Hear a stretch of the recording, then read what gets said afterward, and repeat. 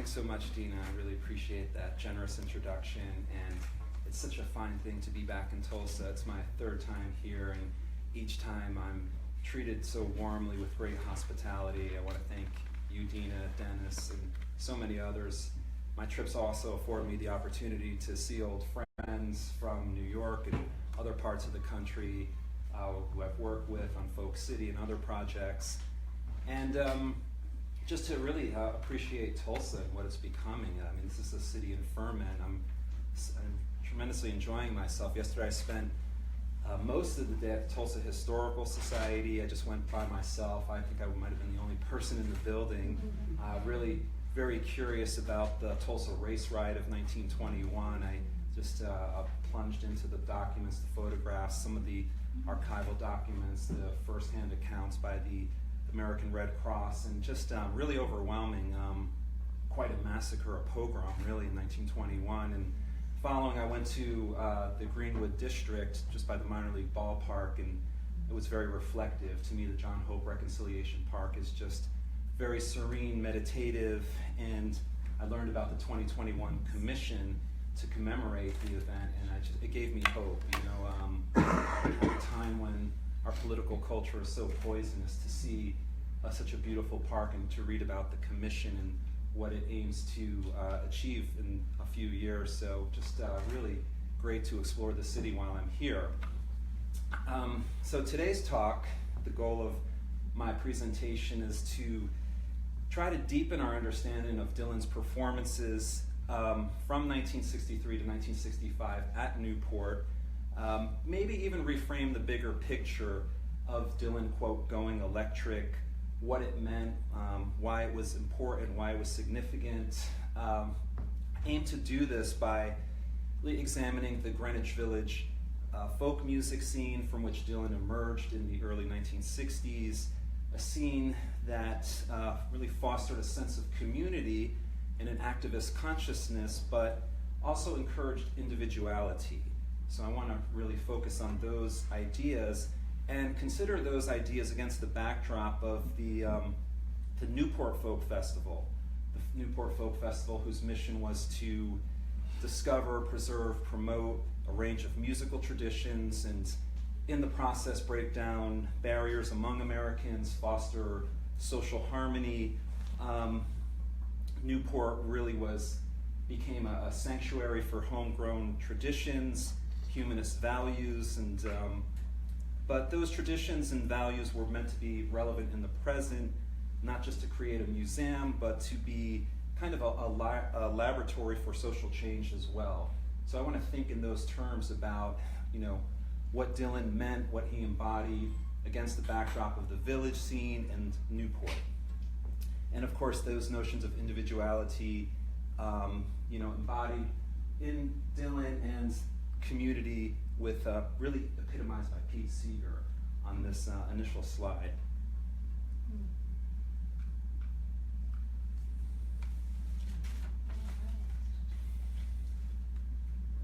To begin with, I want to talk about George Wein a bit. George Wein was the founder of the Newport Folk Festival in 1959. Of course, he was a prominent jazz promoter, producer already. Arguably the most famous jazz impresario in the country, founded the Newport Jazz Festival in 1954. And in his memoir, he talks about becoming familiar with folk music at his Boston club Storyville in 1958. He witnessed a very uplifting performance by Odetta called Queen of Folk, and saw the audience of mostly folkies who came across the river from Cambridge, Massachusetts. Learned about the popularity of folk music in Harvard Square's coffee houses, and prompted him in 1959 to start the Newport Folk Festival. Now, again, Wein, a Boston, still alive, Boston native, middle class in background, and I like to think of him and put him and consider him in the context of many of the cultural entrepreneurs of the folk music scene in this time period, in the 1950s and the early 1960s. Middle class, Jewish, embodied many of the left liberal values, entrepreneurial values of others in the New York folk music creative class too. And I'm referring to individuals like Moash of Folkways, brothers Maynard and Seymour Solomon of Vanguard Records, Jack Holtzman of Elektra Records, Sing Out editor Erwin Silber, WNYC radio show host Oscar Brand, Folklore Center proprietor Izzy Young, Village Gate Club owner Art DeLugoff, manager Harold Leventhal, New York Times columnist Robert Shelton, and many others. And I'm not trying to imply here that these individuals were a unified group. In fact, hardly were they unified. They often competed with each other and clashed over prevailing trends. But I think they were all devoted to traditional and contemporary folk music. For the most part, they were children or grandchildren of immigrants, again, on the political left, critical of mass culture trends at the time in the 1950s. And this was an era, the post-war era, of increasing secularization, right? And something called the decline of Yiddishkeit, meaning traditional Jewish practices. So I make the argument in an article actually that Ron Cohen, we co-authored for a forthcoming book, that folk music, communal in orientation, associated with outsiders, offered a kind of replacement for traditional Eastern and Central European Jewish ethnic and religious customs. And Ween, of course, was an outlier in his own community. In 1959, he married Joyce Alexander, an African-American woman. It's startling to me reading that interracial marriage in 1959 was still illegal in 19 states. So, in short, I think talking about Ween's motivation starting the folk festival in 1959, it wasn't just a good business proposition, but similar to the jazz festival, it could become a model for a racially integrated society. See this image of, so this is kind of the context, the milieu, Harvard Square, Club 47, Joan Baez, 18 years old at the time. So witnessing scenes like this sort of inspired Ween to start Newport.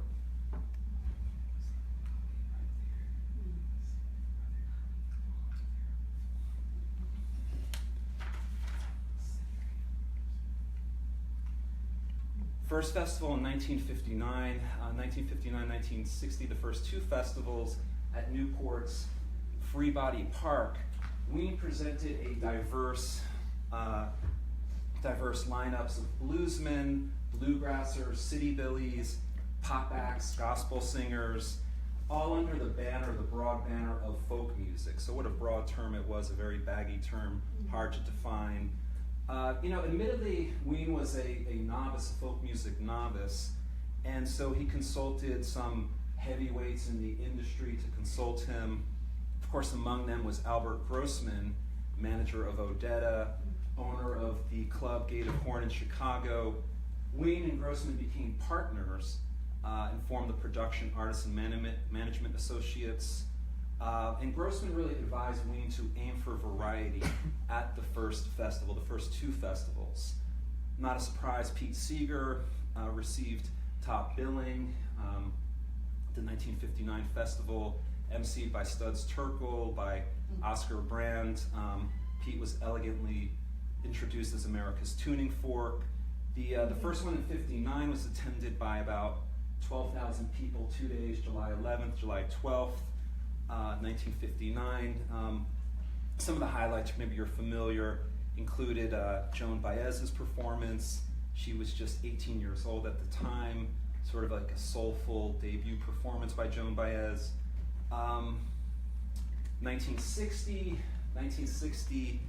the festival aimed for even greater variety, featuring performers from Nigeria, from Scotland, Spain, Israel, Ireland. So before world music becomes kind of a marketing term, this is what I think Ween was aiming for, to be very Catholic, small c Catholic, universal in outlook, to present a range of performers. festival, the first two festivals received positive coverage in the New York Times and Mademoiselle. Folkways Records, Vanguard Records, Elektra Records, they all recorded the proceedings and issued albums. After the 1960 festival, Ween responded. He was very much impressed, not just by the assortment of musicians, but by the crowds. He reflected in his memoir, it was clear that the folk festival audience, mostly college age, found such meaning and honesty in the songs themselves. Every night after the festival's end, many of these kids would take their sleeping bags to the beaches, setting up little bonfires and trading songs well into the early hours of the morning. It sounds like David Amram's hotel room, I think. After the New Lost City Ramblers, here, as you see from the first one from 1959, from left to right, we have Tom Paley, Mike Seeger, John Cohen, very instrumental in reinvigorating Southern mountain music, bluegrass music.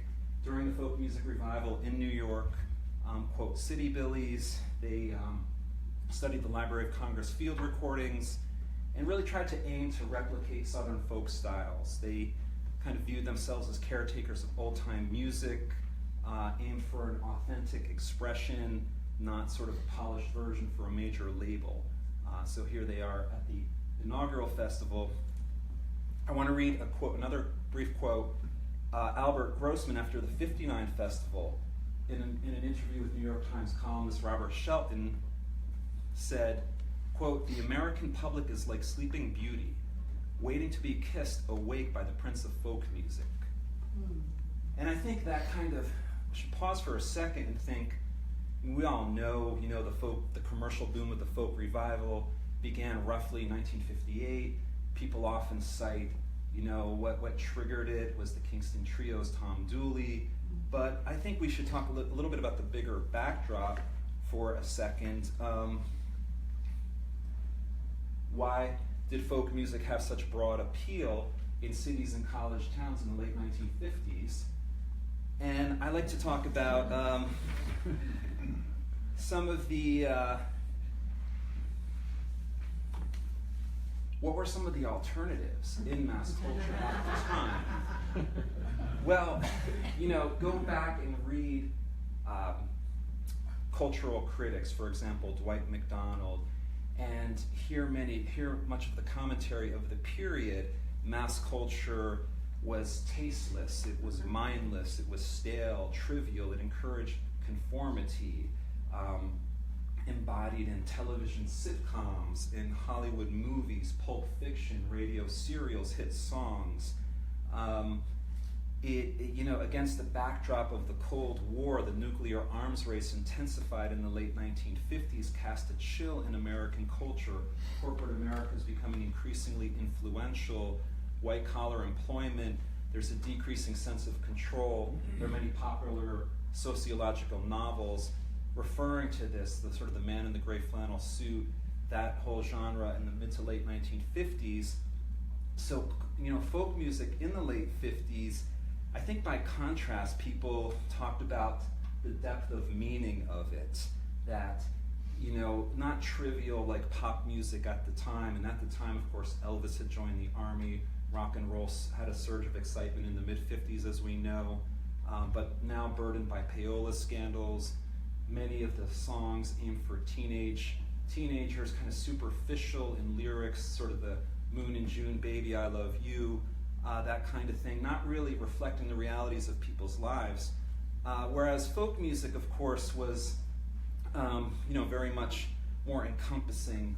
Songs about work, play, love, death, loss, amusement, deprivation, misfortune, to bond socially in the anonymous city too. I think bringing people together, that communal idea, which I think was perhaps lacking in some of the other forms in mass culture. And that whole bonding socially in an anonymous city, fostering a sense of collective identity, I think we really see it in particular in Greenwich Village in Lower Manhattan, especially in the Sunday afternoon Washington Square folk singing scene, which really, I think, exemplified the communal spirit of the revival. Folk music culture nurtured in lofts and cafes, at hootenannies, private parties, political rallies, concert halls, in New York in particular, tinged by leftist politics.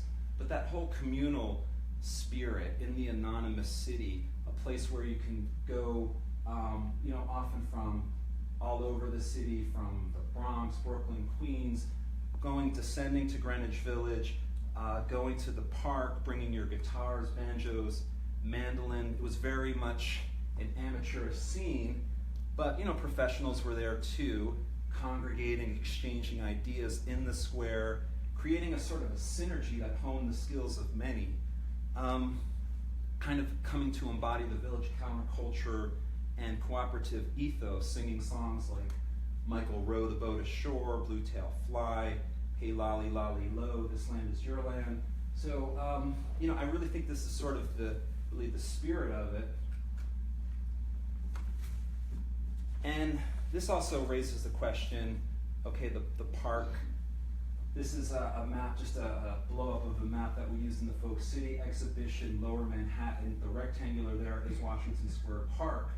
The concentration of venues surrounding the park in the coffee house district, McDougal Street, Bleecker Street in particular, you can see the dense concentration of venues. So why did folk music flourish in the village, in this milieu, in the early 60s? Well, in large part the performance venues, but the broader, I think, milieu, the cultural milieu of experimental arts in the neighborhood flourishing at the time. As Dina was saying, my next book grapples with this question. Experimental movements in literature, embodied in the Beat literary movement, in theater, off-Broadway, off-Broadway, even edgier film, independent film, postmodern dance at Judson Memorial Church in Washington Square South. So, a concentration of people, sort of a do-it-yourself artistic culture here, small in scale. And again, and very much in contrast to mass culture at the time. Small in scale, bring your guitar down to Washington Square Park and practice finger picking. You could write a song, publish it in Broadside Magazine. You could compose a poem and read it at Cafe Manzini. You could start a fanzine, circulate it at Izzy Young's Folklore Center, create a happening and perform it in Judson Memorial Church, direct a film and screen it at the Bleecker Street Cinema, choreograph a dance and stage it at the Living Theater. So very much do-it-yourself artistic culture. Overhead was minimal, so artists did not have to gain the approval of donors. Consequently, they had a license to be bold in their methods, in their content. Again, this fosters experimentation. The density here, the density really fostered, I think, creative interactions, as well as collaboration, competition. The village really becomes an incubator, and actually makes me think a little bit about the Brady Arts District, right? I think, are we seeing this kind of ferment with, venues like the Woody Guthrie Center, the forthcoming Bob Dylan Center? I think the future is very bright, and I kind of see parallels. Obviously, it's different, 2018, but I think that density in the Brady Arts District brings people together, like here we are today, thinking and talking about this. Oops. Sorry. So, at this point, so the late 50s, early 60s, we've got people coming from all over the country. Judy Collins from Colorado, Mark Spolstra from California, Tom Paxton from Oklahoma, Len Chandler, Phil Oakes from Ohio, Carolyn Hester from Texas, Patrick Skye from Georgia, Bob Dylan from Minnesota, just to name some of the famous ones. And, the venues just aren't simply physical spaces, but why are these important? Well, hone your skills here, experiment with new material, make mistakes in front of sympathetic yet discerning audiences, learn methods about how to hold a crowd's attention, gain a following. Maybe if you're lucky, you encounter an agent like Albert Grossman or Harold Leventhal, maybe if you're really lucky, you'll get a review by New York Times columnist Robert Shelton, as Bob Dylan did in September 1961. So I think a really nurturing space, as Sean Wilentz in his book on Bob Dylan says, this what Dylan dropped out of the University of Minnesota, so the Gaslight Cafe in effect becomes his Harvard or his Yale. Dylan said in Chronicles about the Gaslight on 116 MacDougal, it was a club I wanted to play, needed to, that it had flamenco, comedy, beat poetry readings, Gertie's Folk City by Mike Porco in the early 60s, an Italian restaurant by day, a premier folk club in the afternoon and evening. So again, you're having a new generation of singer-songwriters here, nurtured in these venues, in these institutions. It's at once communal, as we saw with the Washington Square photograph, and in other senses it was too, but it's also very individualistic. It's encouraging young singer-songwriters, 20, 22, 24 years old, people like Phil Oakes, to contribute to Broadside Magazine, founded by Oklahoma's own Agnes Cunningham, Gordon Friesen in 1962 in their Manhattan apartment, to publish the songs of a emerging generation like Phil Oakes, like Dylan, Paxton, Len Chandler, Eric Anderson, and so many others. Topical songs that blended narrative and commentary about contemporary political and social events. At this time, of course, denouncing Cold War policy, the military-industrial complex during the Kennedy era, songs about the civil rights movement, and of course Phil Oakes was prolific in Broadside, contributed about 73 songs. Again, many of these songs published out of mimeographed magazine, run on a shoestring. Again, that do-it-yourself artistic culture, not the mass culture production trends that we see, but just a mimeographed magazine that had tremendous influence. Really helped, I think, nurture this new generation of singer-songwriters. Which takes us back to Newport. Newport 63, I won't go into this, but the festival was canceled in 61 and 62 following a civil unrest at the 60 Jazz Festival. Resumed in 63. At this point, George Wein had dissolved his partnership with Albert Grossman. George Wein and his wife Joyce, drove to Beacon to meet Pete Seeger and Toshi to discuss ways to revive the festival, and the Seegers advised Wein to run the festival as a nonprofit. Important, meaning setting the fees of performers at $50 a day, regardless of their status, pay travel expenses, housing, and food. And after operating costs were paid, the Newport Folk Foundation would then direct the profits to field work, to research, regional festivals, folk publications, folk library endowments. This was all articulated by Wein, Pete Seeger, Theo Bickel in their mission statement. There was a 7-member board to represent every branch of folk music in the folk world. It became a 3-day festival then, by 63. Popular artists, obscure acts, playing concerts at night, workshops, hootenannies, other events during the afternoon. So basically, in short, the festival organizational structure reflected the folk music's cooperative values. And Peter Yarrow observed, of course Peter, Paul, and Mary, something happens when you make it a nonprofit. Nobody's getting paid anything really. The spirit is that you're doing it for a cause. In 63, I'll show the We Shall Overcome image, famous, but really, the gathering as a whole, I think, embodied the interracial spirit of the day. Remember, this is July 63, a couple of months after Martin Luther King wrote his letter from a Birmingham jail. We're on the eve of the March on Washington, just a few weeks later. Both Congress of Racial Equality and SNCC, civil rights organizations, had information tables at the festival, distributed literature. SNCC activists and Joan Baez one night with some 600 festival attendees marched through Newport for a rally. SNCC freedom singers delivered speeches drumming up support for the upcoming March on Washington. So really kind of embodied that interracial spirit of the day, the emotional peak of the civil rights movement in the summer of '63. Oh, sorry, I didn't mean to. But just in short, for 1 second, and this was kind of, folk music, of course, becomes essential to the civil rights movement in part because, in part because folkways, records, recording, from the front lines of the Southern freedom struggle. Guy Carawan is working closely with Moash, disseminating these albums, and this is just essential listening. If you can go to the Smithsonian Folkways website, track these records down, they're just extraordinary. This is, of course, this is not the most famous image, the Dave Garr image is, but I use this one because in the Dave Garr image, the guy on the right, Theo Bickel's always cut off. So how many are there? 11 people on stage. And this is July 26, 1963. Some people call it the apogee of the folk music revival. This particular moment, Dylan had just released, of course, Freewheelin' in April, 2 or 3 months before this. This represented his deepest involvement in the civil rights movement.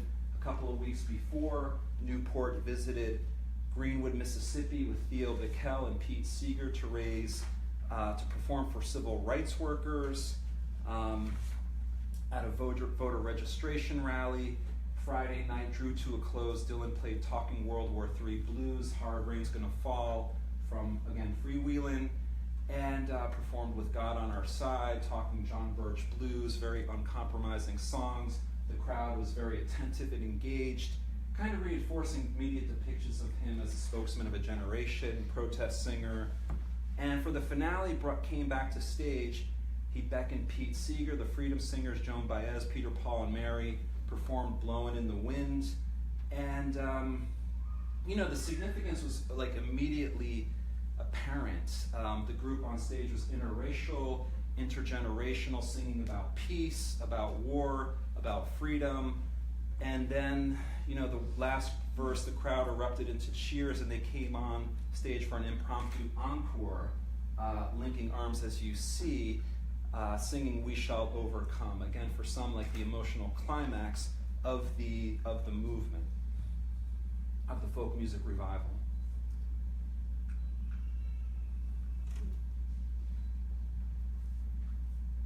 The 1964 festival, attended by some 70,000 people, once again showcased an array of traditional styles. Politics and activism remained conspicuous. Remember, this is Freedom Summer, 1964, July. Hundreds of Northern college students, numerous folk singers traveled to the South to help register black voters for the presidential election. This was weeks after the enactment of the Civil Rights Act on July 2nd. And George Wein devoted a part of the program to the ongoing struggle for racial equality. Guy Carawan was there with the Freedom Group, a vocal ensemble including the SNCC Freedom Singers, members of the Birmingham Movement Choir, the Mississippi civil rights activist Fannie Lou Hamer was present as well. Broadside writers Len Chandler, Phil Oakes Paxton, Tom Paxton, Malvina Reynolds all sang anti-racist, anti-war songs. So expectations for Dylan were quite high in '64, following the recent times they are a-changing. Performed on 3 occasions, he won the praise of crowds and journalists alike. He played It Ain't Me, Babe, Mr. Tambourine Man, All I Really Want to Do, Chimes of Freedom. And of course, this is more personal, introspective material signifying his turn away from topical or overtly political songs.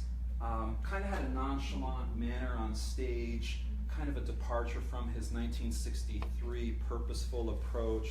He wasn't scruffy, but he's dressed in a turtleneck, suede jacket, jeans, cowboy boots, looking hip, modish, kind of a European look favored by poets, painters, cool British rockers.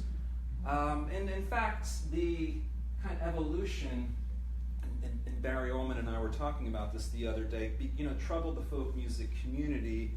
The political wing, months after this festival, in an open letter to Dylan and Sing Out editor Erwin Silver, expressed, quote, "I saw at Newport how you had somehow lost contact with people. It seemed to me that the paraphernalia of fame were getting lost, were getting in your way. Your new songs seem to be all inner-directed now, inner-probing, self-conscious, maybe even a little maudlin or a little cruel on occasion."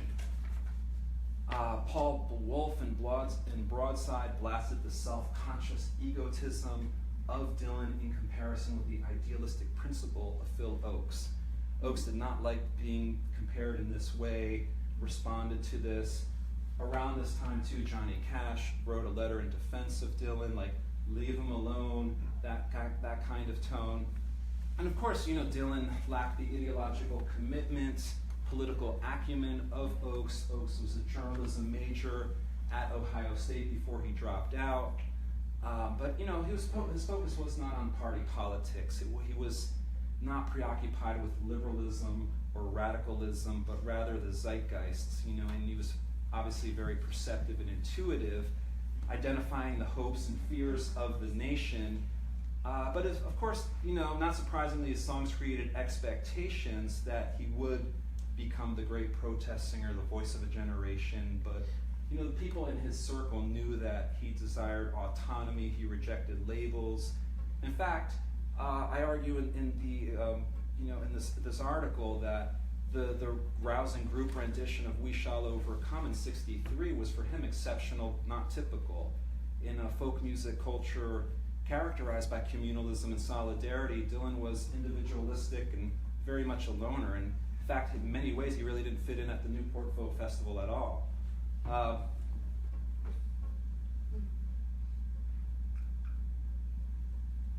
And as we know, I think we all know, it's been so well documented, chronicled. The best book on the subject is Elijah Wald's, came out a few years ago on his 65 performance. It's become mythologized, backed by guitarist Mike Bloomfield, bassist Jerome Arnold, drummer Sam Lay, all of the Paul Butterfield Blues Band from Chicago.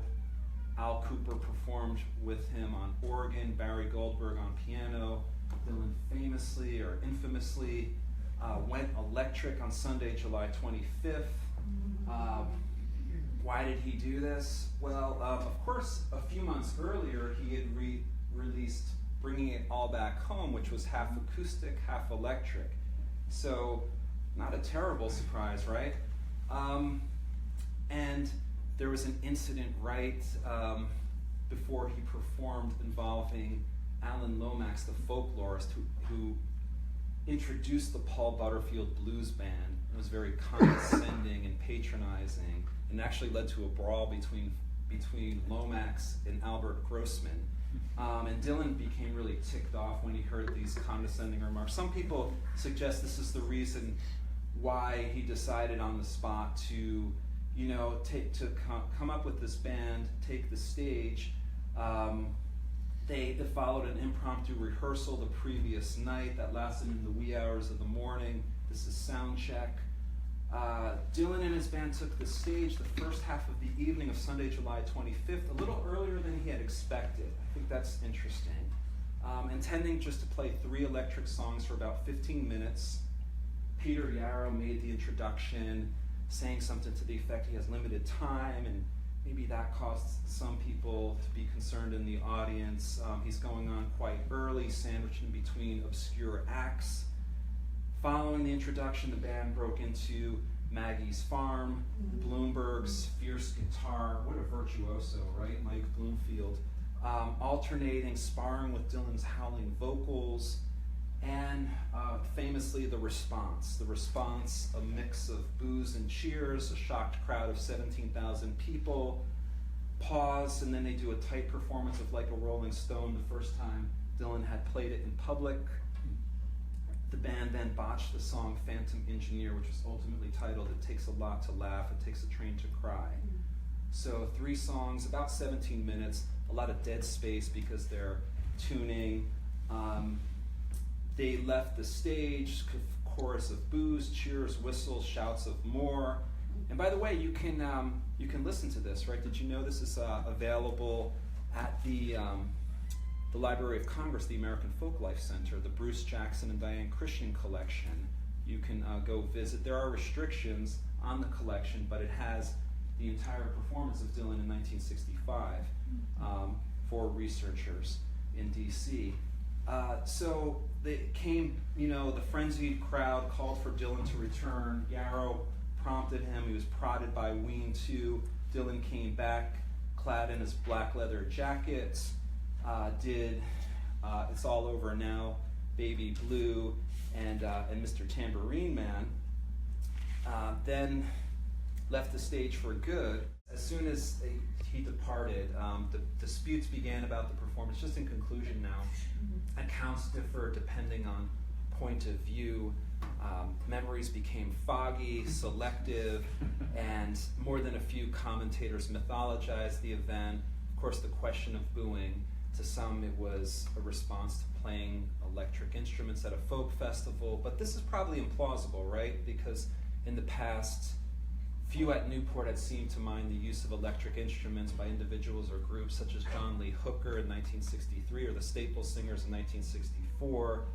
Likely the jeer stemmed from the shortness of the set, the poor sound quality, the sound quality evident near the stage by the instrument amplifiers. And again, it depended on where you were positioned physically. At various points, Dylan's vocals were more audible. The clarity really hinged upon the position of the spectator. And obviously the second broader issue concerned the role of art in politics and culture. And I'm sure that you'll grapple with this with the forthcoming Bob Dylan Center, maybe a symposium on the role of the artist in culture. Kendrick Lamar just won the Pulitzer for Damn, and we think about activism and the arts today in music and the responsibility of the artist, and it stimulates great conversations. Dylan continued to break from the folk music community, of course, as Elijah Wald argues, to the dismay of Pete Seeger. Seeger, as the legend went, was so distraught by the electric instrumentation that he looked for an axe to cut the power cables, but he later said, he liked the song itself and was simply irate at the distorted sound and wanted to fix it. But the bigger purpose, you're doubtful, was the function of music to Seeger to build community based on socialistic principles. It was his life's work, right, going back to the almanac singers of the early 40s, even earlier in people's songs, and his persecution during the Red Scare. It was his life's work, but of course Dylan wasn't beholden to any cause. He was tapping into the wellspring of his creativity, and the results were profound. So I'll end with that, and if you have any comments or questions.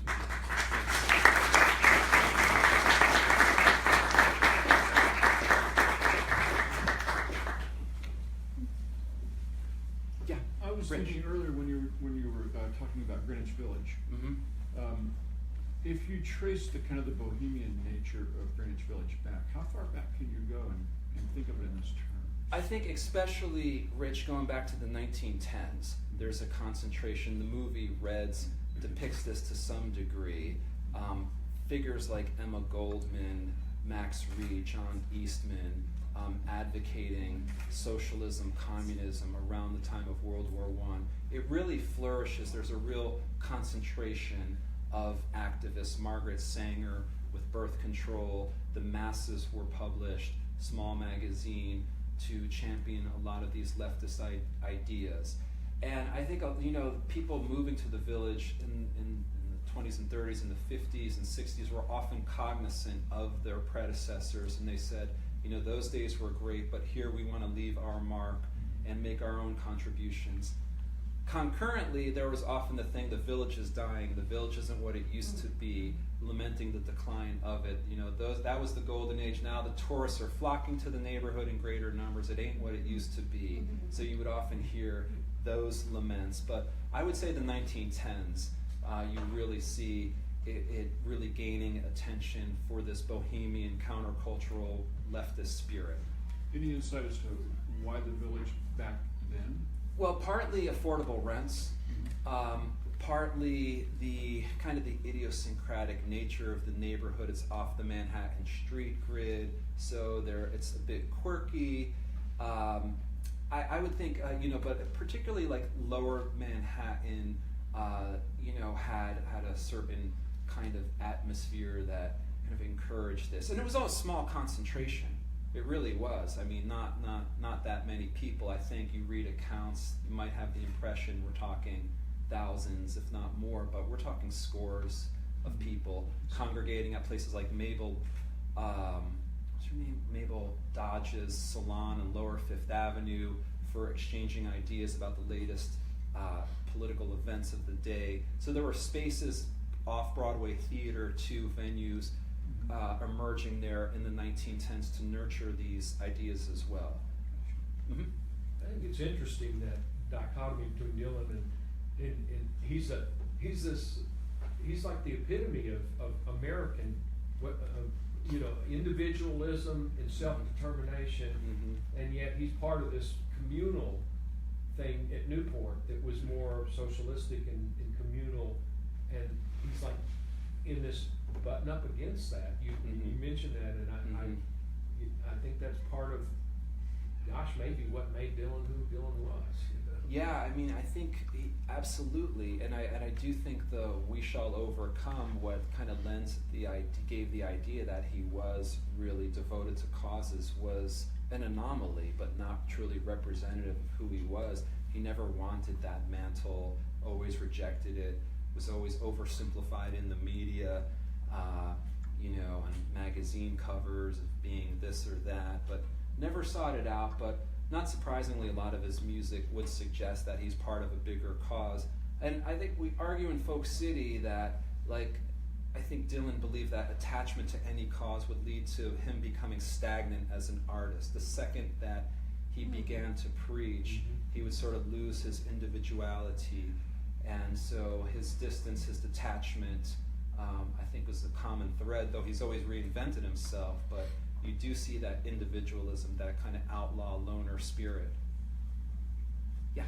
Can you just elaborate? You said one sentence which caught my interest. Broadside, you said Agnes Cunningham, Oklahoman? Did I? Originally, yeah, right? Sis Cunningham. Yeah. Oh, okay, so that's...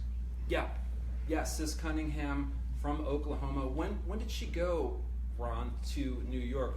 She was part of the Almanac Singers in the early 40s. 41. So she was part of the Almanac Singers, this loose collective group. Members came and went, performed casually, and People's Songs in the late 40s was also an important extension in some ways of the almanacs. But yeah, from Oklahoma.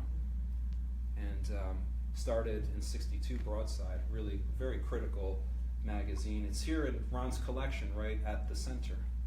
And Stephen, if you don't mind, since we're talking about Sis and the fact that she came from Oklahoma and we've got Ron here, perhaps a little bit of information about why Sis and Gordon left Oklahoma. Yeah, Ron. Go, Ron.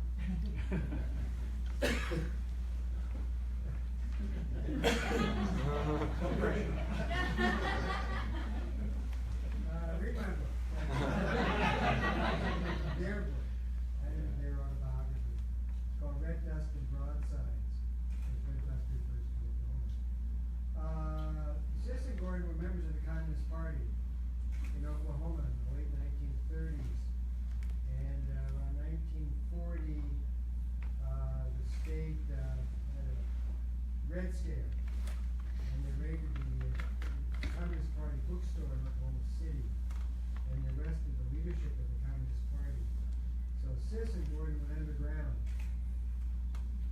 and met each other, actually, through that way, and got married, and then moved. They already knew Woody, because Woody had come through Oklahoma with Pete as well. So they moved to New York City in, I guess, late 40, early 41. Maybe it wasn't 40, around that time. And they moved into Greenwich Village and moved into Almanac House. And Sis was a musician. She played the accordion and joined the Almanac Singers. Gordon was sort of hanging around. He was a journalist. He was blacklisted at the time. But then after they moved out of Almanac House, they shared an apartment with Woody Guthrie, in fact, for a while. And there are a lot of stories. Woody and Gordon Freeson would be together a lot. They walked around the city quite a bit. And Woody would always say something about his being a farm worker and worker. And Gordon said, "Woody, you never picked a grape in your life." How can you say such stupid things? Gordon, well, you want more? I don't No. Yeah. Thank you. They never moved back to Oklahoma.